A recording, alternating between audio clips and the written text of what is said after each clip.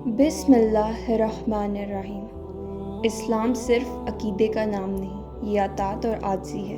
نبی کریم صلی اللہ علیہ وآلہ وسلم نے ہمیں ایک ایسا عمل بتایا جو انسان کے ایمان کی گہرائی کو ظاہر کرتا ہے اور اسی عمل پر شیطان بے بس ہو جاتا ہے۔ نبی کریم صلی اللہ علیہ وآلہ وسلم نے فرمایا، جب انسان قرآن کی وہ آیت پڑھتا ہے جس میں سجدے کا حکم ہے اور سجدہ کرتا ہے تو شیطان ایک طرف ہٹ جاتا ہے اور کہتا ہے، ہائے افسوس، اس انسان کو سجدے کا حکم ہوا، اس نے اطاعت کی، اس کے لیے جنت، اور مجھے سجدے کا حکم دیا گیا، میں نے انکار کیا، میرے لیے جہنم ہے۔ شیطان کا گناہ علم کی کمی نہیں تھا بلکہ تکبر تھا، اور انسان کی نجات کسی بڑے دعوے میں نہیں بلکہ سجدے کی عاجزی میں ہے۔ سجدہ دراصل یہ اعلان ہے کہ یا اللہ، میں مان گیا، میں جھک گیا، میں تیرا حکم قبول کرتا ہوں۔